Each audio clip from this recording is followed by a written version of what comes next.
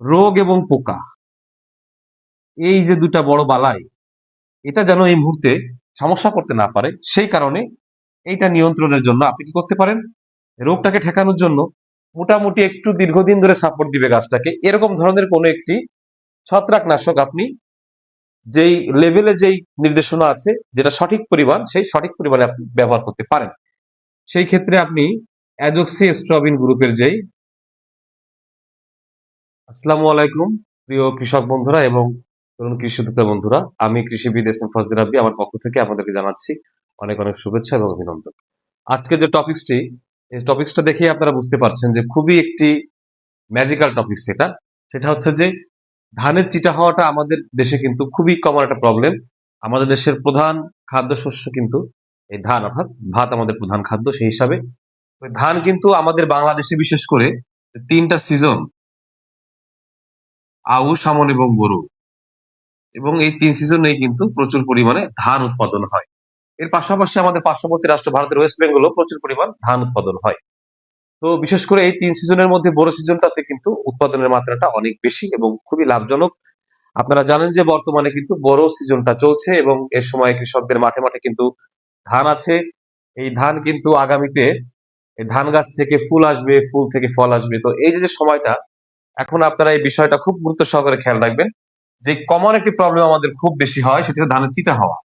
অর্থাৎ ধানের এই যে যেই প্যানিকেল, এখান থেকে যেই এই যে যেই দানাগুলো হবে, যেখানে ফুলের পরে যে যে ধান হলো, দেখা যায় ভিতরে যে দানা থাকে, এই দানাটা পরিপুষ্ট হয় না,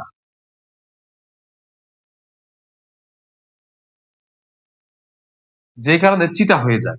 আবার অনেক সময় দানা ঝরে যায় ফুলে। এই যে যে সমস্যাগুলো ধানের যেই প্যানিকেলের ক্ষেত্রে, যে ধানের যে থোকা, যেখানে ধান হয়, তো এই যে ফুল ঝরা একটা প্রধান সমস্যা। এর পাশাপাশি ফুল ঝরলে এমনিতেই ফলন কমে যায়, আর তারপরে আবার যতটুকু বা দানা ধরে সেটা আবার অনেক সময় ঝরে যায়। এটা কিন্তু খুবই একটা কমন সমস্যা। এই কারণে কিন্তু অনেক সময় 40 থেকে 70% পর্যন্ত ফলন কম হয়। এখন কি কি আমাদের করণীয় আছে বা কি বিষয়গুলো আমরা খেয়াল রাখলে আমরা এই ধানের চিটা হওয়া থেকে আমাদের এই ধানকে বাঁচাতে পারবো? এখন বিষয়টা হচ্ছে যে ধান গাছ লাগানো থেকে শুরু করে ধান গাছের ফুল আসা পর্যায়ে পর্যন্ত নিয়ে যাওয়ার তো অনেকটা ম্যানেজমেন্ট, একটা আলাদা বিষয় রয়েছে। আমি এখন যে বিষয় নিয়ে আলোচনা করবো সেটি হচ্ছে যে এই যে ধানে ফুল আসা এবং ফুল থেকে দানা হওয়া, দানাটা সংগ্রহ করা, এই যে যে টাইমটা, এটা সুপার একটা ইম্পর্টেন্ট টাইম। সুপার ইম্পর্টেন্ট মোমেন্টে কি কাজটা আপনি করলে এই ধানের দানাগুলো সুন্দর হবে, দানাগুলো পরিপুষ্ট হবে এবং চিটা হবে না, ঝরে পড়বে না, এই সবচেয়ে গুরুত্বপূর্ণ চারটা বিষয় নিয়ে আমি একটু আপনাদেরকে বলবো। সেজন্য আপনারা কি কাজটি করতে পারেন? আপনারা তিনটা সময় খেয়াল রাখবেন। একটা হচ্ছে কি, ফুল আসার সময়। আচ্ছা, আর একটা সময় হলো কি, সেটা হচ্ছে যে দানা গঠনের সময়। বিশেষ করে এই দুইটা সময় একটু খেয়াল রাখতে হবে, ফুল আসার সময় এবং দানা গঠনের সময়, অর্থাৎ যখন এটি দুধ ধান পর্যায়ে থাকে। এই যে দুটা পর্যায়, এই দুটা পর্যায়ে আমি একটু টিপস দিব আপনাদেরকে, সেটা আপনারা কাজে লাগাবেন। 100% নিশ্চিত থাকতে পারেন যে আপনি এর একটা ভালো ফলাফল পাবেন। প্রথমত যেটা জরুরি, যে ফুল আসার সময় আমরা এক নম্বর বিষয়টা নিয়ে আগে বলে বলে ফেলি আর কি। ফুল আসার সময় আমরা এমন কিছু নিউট্রিয়েন্ট সাপ্লিমেন্ট দিব যাতে করে এই গাছের ফুলটি সহজে ঝরে না যায়, পরাগায়নটা যেন ভালো হয় এবং পরবর্তী দানা গঠনের ক্ষেত্রে যেন ভালো ভূমিকায় নিউট্রিয়েন্ট রাখতে পারে। তো সেই ক্ষেত্রে একটা কাজ আমরা করে নেব, সেটা হচ্ছে কি, যে রোগ এবং পোকা, এই যে দুটা বড় বালাই, এটা যেন এই মুহূর্তে সমস্যা করতে না পারে, সেই কারণে এইটা নিয়ন্ত্রণের জন্য আপনি কি করতে পারেন? রোগটাকে ঠেকানোর জন্য মোটামুটি একটু দীর্ঘদিন ধরে সাপোর্ট দিবে গাছটাকে, এরকম ধরনের কোনো একটি ছত্রাকনাশক আপনি যেই লেভেলে যেই নির্দেশনা আছে, যেটা সঠিক পরিমাণ, সেই সঠিক পরিমাণে আপনি ব্যবহার করতে পারেন। সেই ক্ষেত্রে আপনি অ্যাজোক্সিস্ট্রবিন গ্রুপের যেই ছত্রাকনাশক রয়েছে সেটি আপনি ব্যবহার করতে পারেন। আমি একটি উদাহরণ দিলাম, যেমন ধরেন, উদাহরণ থাক, আপনারা আসলে যে কোনো কোম্পানি থেকেই আপনারা আপনাদের পছন্দ মতো এই গ্রুপটা শুধু খেয়াল রাখবেন, যে অ্যাজোক্সিস্ট্রবিন যে গ্রুপটা, এই গ্রুপটার দিকে আপনারা খেয়াল রাখবেন। এর পাশাপাশি ডাইফেনাজল, প্রপিকোনাজল।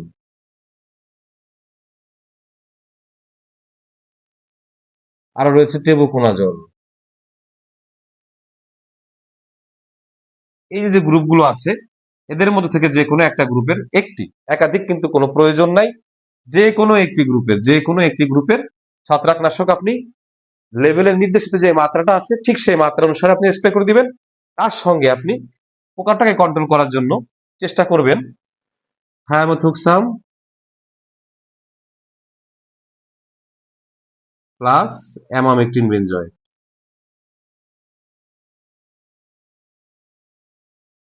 সেই ক্ষেত্রে পোকা এবং মাকড় দুইটা থেকেই কিন্তু আপনার ধানকে একটা সুরক্ষা তৈরি করে দেওয়া যাবে।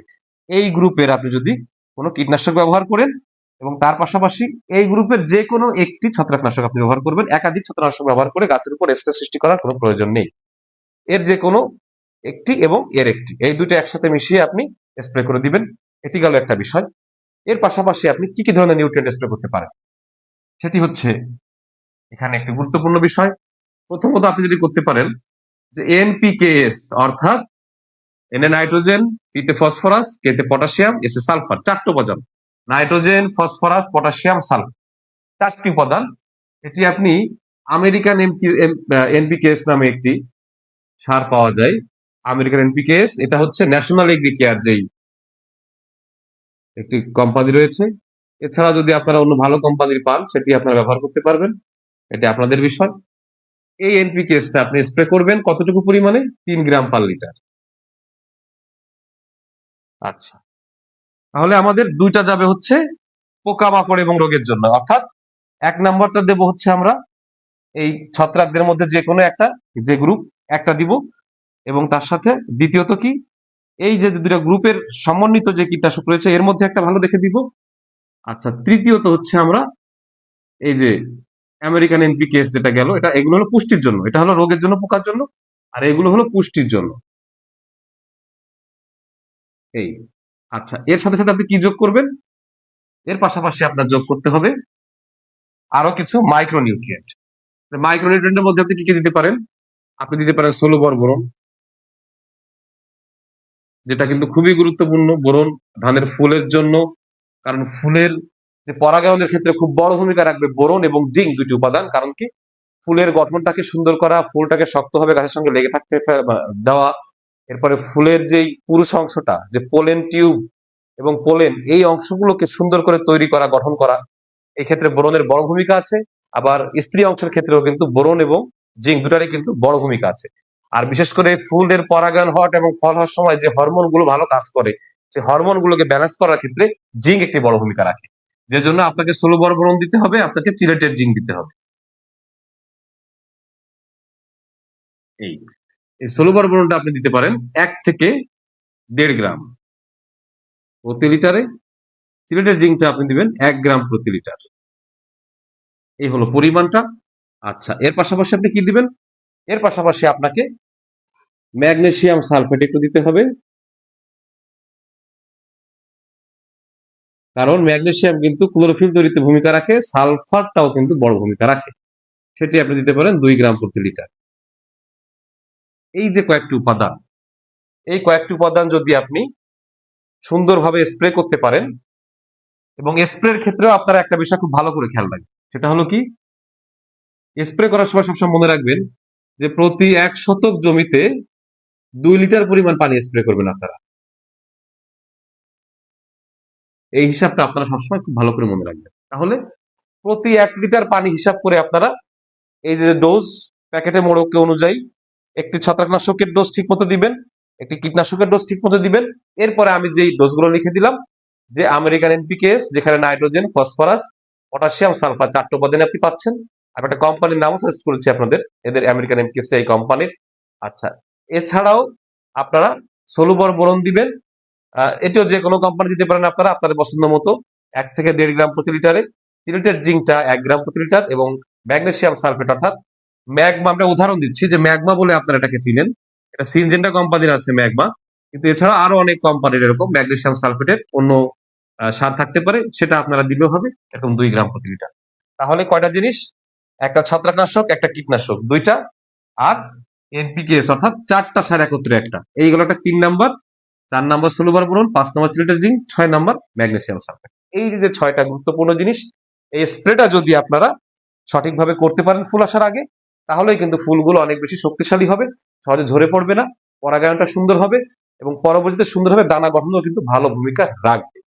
এই যে আমি স্প্রেশনটা আপনাদেরকে দিলাম, এরপর যখন ফুলে দানা গঠন হবে, যখন দুধার পর্যায়ে আসবে, তখন আপনাদের কি খেয়াল রাখতে হবে? খেয়াল রাখতে হবে যে আপনাদের ধানে কোনো প্রকার রোগ ব্যাধির আক্রমণ আছে কিনা, কোনো পোকার আক্রমণ আছে কিনা।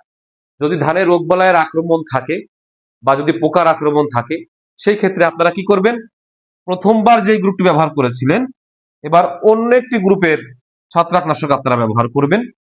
আর একটি কীটনাশক যেটি ব্যবহার করেছিলেন, এই যে থায়ামেথক্সাম প্লাস অ্যামাইটিন বেনজয়েট, আপনারা যেটা ব্যবহার করেছেন সেটার বদলে আপনারা এটি ব্যবহার না করে আপনারা ধরুন অন্য কোনো ধরনের গ্রুপের, যেমন হতে পারে সেটি অ্যাসিটামিপ্রিড হতে পারে বা ম্যালাথিয়ন হতে পারে, বা পোকার আক্রমণটা বুঝে যেটা রিকম্বাইন্ড হবে সেটি আপনারা ওই সময়টায় ব্যবহার করবেন। আর তার পাশাপাশি এই যেই কয়টা আমি বলে দিলাম, যে American NPKS, Solubor boron, chelated zinc, magnesium sulphate, এই কয়টা আমি যেটি যে অনুপাতে বলেছি বা যেটি যেই পরিমাণে বলেছি, সেটি আপনারা আবারও সেই একই পরিমাণে বা একই অনুপাতে, অর্থাৎ যেভাবে লিখে দিয়েছি মাত্রাটা, সেই একই মাত্রায় দিয়ে এটা আপনারা স্প্রে করতে পারেন। আর যদি রোগের আক্রমণ, পোকার আক্রমণ না থাকে, তাহলে সেই ক্ষেত্রে এই দুটো উপাদান দেওয়ার প্রয়োজন নেই। সেক্ষেত্রে আপনারা এই যে বাকি 4টে উপাদান, এই 4টে উপাদান এই অনুপাতে দিয়ে স্প্রে করে দিতে পারেন। আপনারা মোটামুটি নিশ্চিত থাকেন আল্লাহর রহমতে আপনাদের দানার মান কিন্তু খুবই ভালো হবে, দানার গঠন কিন্তু অনেক সুন্দর হবে এবং সহজে কিন্তু চিটা হবে না। তার পাশাপাশি একটি বিষয় না বললেই নয়, সেটি হচ্ছে যে এই যে ধানে ফুল আসার পর থেকে, বিশেষ করে ফুল আসার পর থেকে ধানের দানা গঠন, মানে মোটামুটি দানা আকারে গঠনটা হওয়া পর্যন্ত, এ সময়টা কিন্তু পানি ধরে রাখতে হবে। পানি রাখতে হবে 5 থেকে 7 সেন্টিমিটার, অর্থাৎ 2.5 থেকে 3 ইঞ্চি পরিমাণ। এইটুক পরিমাণ পানি কিন্তু সবসময় জমিতে ধরে রাখতে হবে। তা না হলে কিন্তু ফুলটা ভালোভাবে গঠিত হওয়া, ফুলের পরাগায়ন সম্পন্ন হওয়া, সেখানে দানা গঠন হওয়া, দুধধানটা ভালো পজিশনে আসা, এই কাজগুলো কিন্তু ঠিকভাবে হবে না যদি না কিনা আপনি এই পানি ধরে রাখতে না পারেন। এটা কিন্তু খুব গুরুত্ব সহকারে খেয়াল রাখতে হবে। প্রিয় বন্ধুরা, আমার মনে হয়, আশা করি আপনারা যে এই বিষয় নিয়ে আমি আলোচনা করছিলাম, আশা করি হয়তো বেশ কিছুটা আপনারা বুঝতে পেরেছেন। তো আমি আরেকটি বিষয় আপনাদের একটু বলতে চাই, যে ধান আমাদের দেশের প্রধান খাদ্যশস্য এবং বাংলাদেশের সমস্ত জায়গায় কিন্তু ধানটি চাষ হয়, ভারতেও চাষ হয়। তো এই ক্ষেত্রে এটাতে হয়তো আমি একটা বিষয় নিয়ে একটু বললাম, ধানের যে টোটাল ম্যানেজমেন্টটা একদম ধান চাষের শুরু থেকে শেষ পর্যন্ত, এখানে বেশ সায়েন্স রয়েছে। এগ্রিকালচার কিন্তু একটি অ্যাপ্লাইড সায়েন্স। তো এই এগ্রিকালচারটা কিন্তু বৈজ্ঞানিক ভাবে করতে হবে, আপনাদেরকে জেনে শুনে বুঝে করতে হবে। তাহলে কিন্তু আপনারা ধানের ফলন আপনার 20%, 30%, 50% বা আরো বেশি পরিমাণে আপনারা বৃদ্ধি করতে পারবেন। সেই কারণে আপনাদের সুবিধার লক্ষ্যে আমি একটি অনলাইন কোর্সের আয়োজন করেছি। যে অনলাইন কোর্সে বিশেষ করে বোরো ধান চাষ নিয়ে আমি আপনাদের সঙ্গে বিস্তারিত আলোচনা করব, বিস্তারিত বৈজ্ঞানিক বিষয়গুলো তুলে ধরব, এবং এই কোর্সটা আপনারা করতে পারলে মোটামুটি যে কোনো প্রকার ধান চাষ সম্পর্কে আপনাদের একটি ভালো আইডিয়া, ভালো ধারণা আসবে এবং যে কোনো কৃষিকাজের প্রতি আপনাদের আগ্রহটা বাড়বে। পাশাপাশি আপনারা বিভিন্ন প্রকার সমস্যা এবং সমাধান করাটা নিজেরাই শিখতে পারবেন। তো এই বোরো ধান চাষের উপরে এটা হচ্ছে ফেব্রুয়ারি মাসের 7 তারিখ থেকে 10 তারিখ পর্যন্ত এই প্রোগ্রাম চলবে, টানা 4 দিন ব্যাপী, এবং সময়টা হচ্ছে রাত 8টা থেকে 9:30 পর্যন্ত। আর এইখানে এটা যদি আপনারা ভর্তি হতে চান, তাহলে অবশ্যই আপনাদেরকে রেজিস্ট্রেশন করতে হবে, এবং এই রেজিস্ট্রেশনের জন্য আমি রেজিস্ট্রেশন ফি রেখেছি খুবই সীমিত, সবার কথা চিন্তা করে মাত্র 200 টাকা রেজিস্ট্রেশন ফি রেখেছি। এতে রেজিস্ট্রেশন করার জন্য আমার এই যে ভিডিওটা আপনারা দেখছেন, এই ভিডিওটির উপরে আমার একটি হোয়াটসঅ্যাপ নাম্বার রয়েছে। সেই হোয়াটসঅ্যাপ নাম্বারে আপনারা সর্বপ্রথম যোগাযোগ করবেন, সেখানে আপনার নাম ঠিকানা দিবেন, এবং আমি একটি বিকাশ নাম্বার লিখে দিচ্ছি 01717005357। এই বিকাশ নাম্বারটিতে আপনি 200 টাকা সেন্ড মানি করবেন। 200 টাকা সেন্ড মানি করে আপনার নাম ঠিকানা আগে যোগাযোগ করে দিয়ে দিবেন, তারপরে এই টাকাটা সেন্ড মানি করে কনফার্ম করলে আপনি আমাদের এই কোর্সে ভর্তি হয়ে যেতে পারবেন। তো আমি আশা করব যে আপনারা যারা এই বোরো ধান চাষটার বৈজ্ঞানিক ধাপগুলো, পদ্ধতিগুলো এবং বিভিন্ন সমস্যা কেন হয় এবং তার সমাধান কি, এ বিষয়ে যদি আসলে বিস্তারিত জানতে চান, বুঝতে চান এবং নিজেরা যদি এক্সপার্ট হতে চান, তাহলে আপনারা এই কোর্সটিতে অংশগ্রহণ করতে পারেন। তাহলে অবশ্যই আপনাদের এই বিষয়ক বৈজ্ঞানিক যে ধারণাটা, সে ধারণাটা সম্পূর্ণভাবেই পরিষ্কারভাবে চলে আসবে। প্রিয় বন্ধুরা, আমার চ্যানেলের সঙ্গে নিয়মিত থাকতে চাইলে আমার চ্যানেলটিতে অবশ্যই সাবস্ক্রাইব করবেন। আর আমার যে ভিডিওগুলো ভালো লাগলে অবশ্যই লাইক করবেন, কমেন্ট করবেন, শেয়ার করে সবার মধ্যে ছড়িয়ে দিবেন। সবাই আজকের মতো ভালো থাকবেন, সুস্থ থাকবেন, আমার জন্য দোয়া রাখবেন।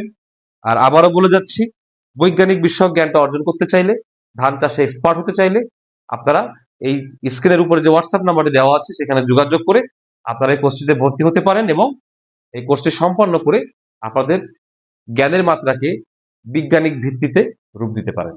সবাই সুস্থ থাকবেন, সবাই ভালো থাকবেন, দোয়া করবেন। আল্লাহ হাফেজ।